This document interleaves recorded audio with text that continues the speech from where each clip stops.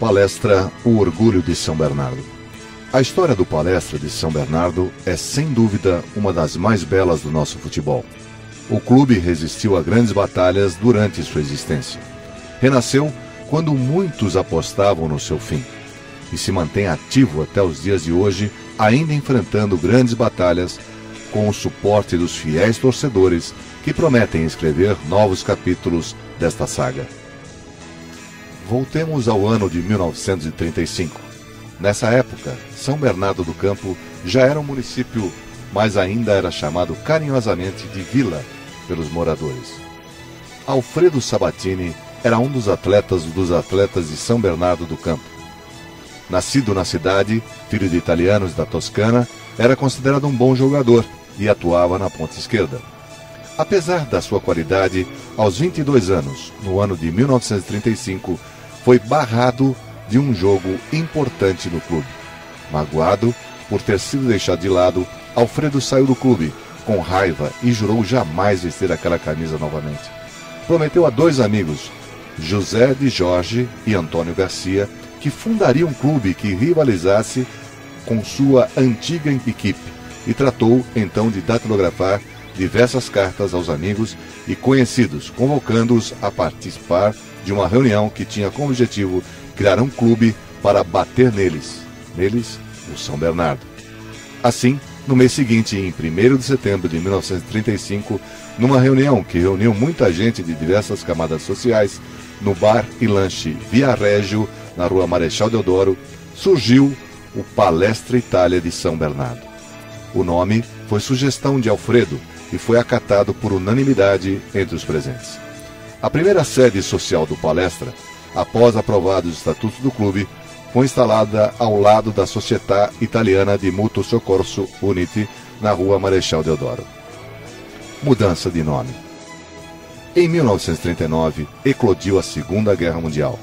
2 anos depois, o Brasil entrou na guerra ao lado dos aliados e, através de decreto, o presidente Getúlio Vargas proibiu qualquer instituição nacional de possuir alguma associação com outros países, especialmente os que formavam o eixo Alemanha, Itália e Japão.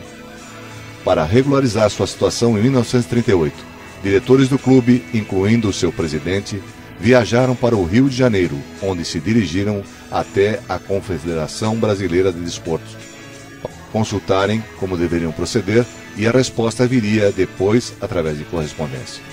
Enquanto isso, em São Bernardo, alguns diretores afoitos, temendo até a possibilidade de extinção do clube, cogitaram trocar o nome para Paulista de São Bernardo.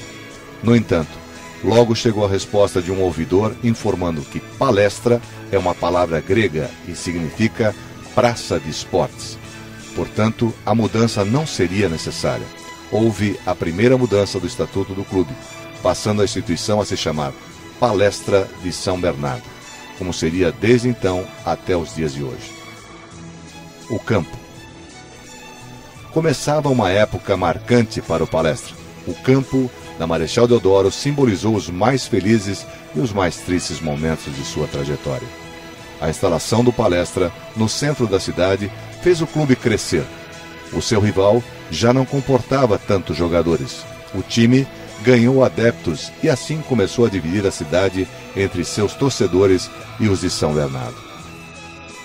Clássico batateiro. Os clássicos eram embates memoráveis e apimentavam as discussões dos bares da vila.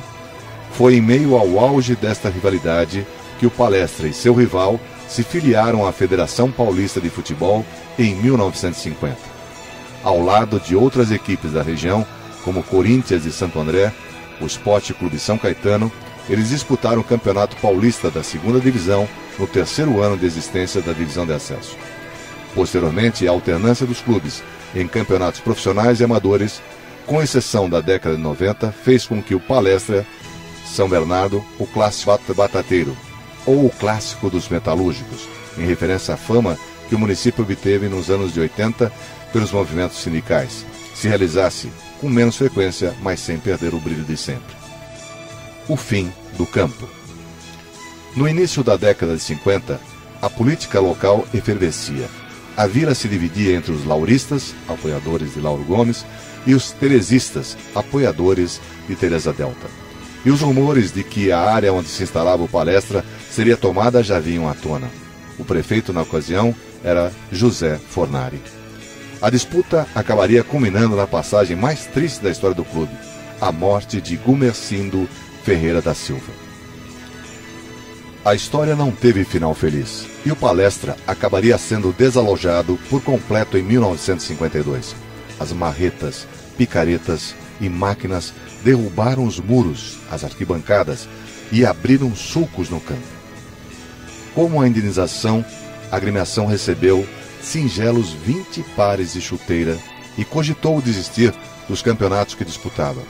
Porém, em uma reunião, um dirigente do Esporte Clube São Bernardo, em um ato raro e nobre, ofereceu gentilmente ao Palestra o estádio Ítalo 7.